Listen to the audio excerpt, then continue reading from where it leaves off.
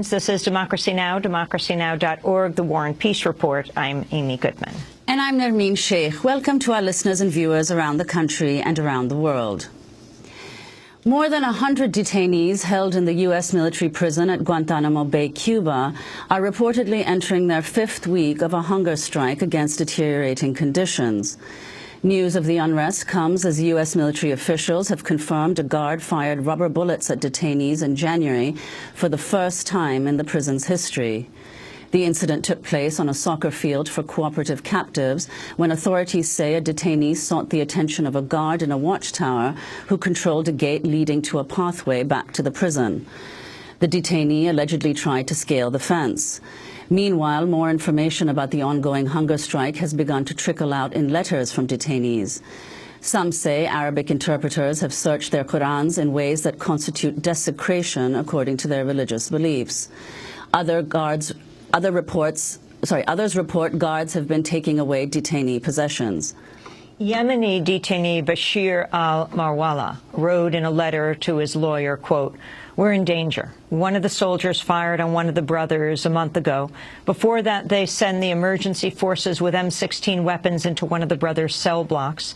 Now they want to return us to the darkest days under Bush. They said this to us. Please do something," he wrote. Lawyers for the detainees say some prisoners who've refused to eat for weeks in protest are now coughing up blood and losing consciousness.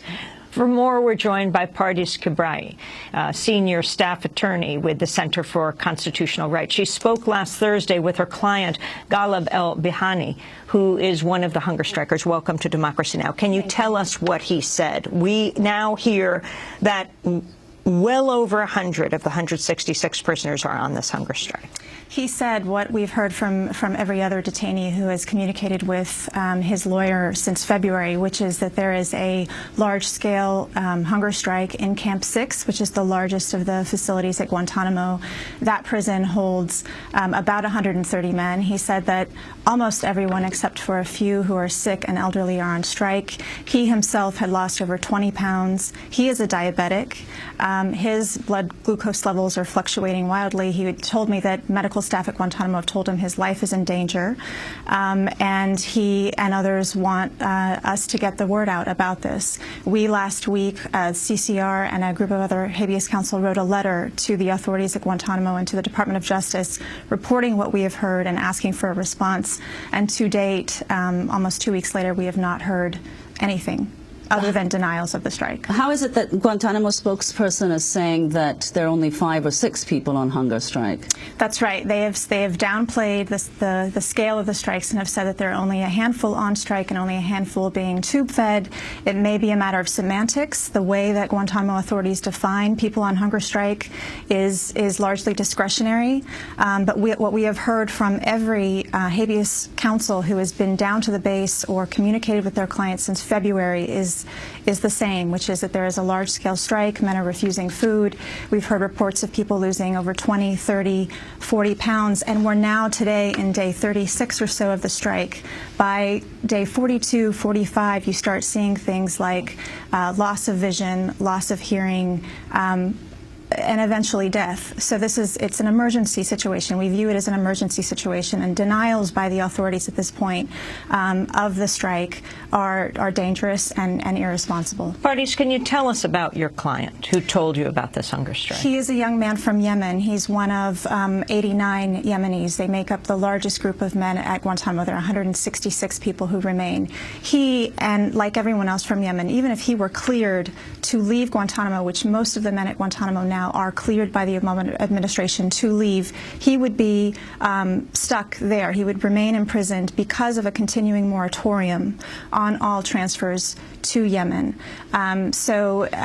He's one of many men who has, at this point, lost a great deal of hope about when his detention at Guantanamo will ever end. He's never been charged. He's been held now for over 11 years. For over 11 years without charge. Over 11 years without charge. How many men are in a similar circumstance? 166 are there.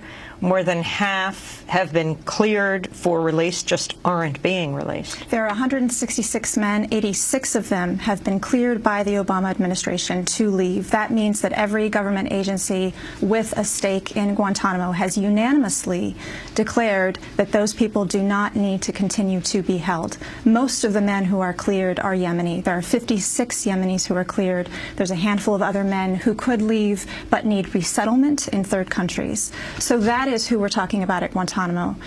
There's a small number of people, about 34, whom the government has said it ever plans to charge. The rest are not people that the government plans to ever charge, and most, as we've said, have been cleared to leave. So can you explain, though, Pardis, why, after so many years, why are conditions now deteriorating to such an extent that these men have decided to go on hunger strike? What's prompted that? Well, the literal trigger that we've heard about is searches of the men's Qurans, which they view as religious desecration. But why now? What was happening in the last few years? The motivation is unclear to us. There's been a change in personnel at Guantanamo that may have triggered it. This is against a broader background. We've heard of regressive practices more recently. But I think what it can't be divorced from is the fact of 11 plus years of detention, and a sense of extreme desperation, extreme hope, men who have seen their fellow prisoners die over the past few years, men who were told by President Obama in 2009 that the prison would close within a year. So that is the context we're talking about, and a provocation like searches of the Qurans is severe enough, but I think it's not disconnected from the broader context at Guantanamo. We're going to go to a break and then come back to this discussion. Our guest is Pardis Khabriai, and she is with the Center for Constitutional Rights, represents one of the prisoners at Guantanamo. We have word that perhaps more than 100 of them are on a hunger strike, for some of them at this point life-threatening. When we come back, we're also going to talk about the case that's before the Inter-American Commission on Human Rights and speak with the lawyer who represented detainees at Guantanamo and testified at that hearing. Stay with us. Thanks so much for watching this report from Democracy Now!, your daily independent global news hour. We don't accept advertising or corporate funding, but rather rely on donations from viewers like you. Please make your contribution by visiting democracynow.org. We need your support today to keep bringing you this hard-hitting, in-depth reporting.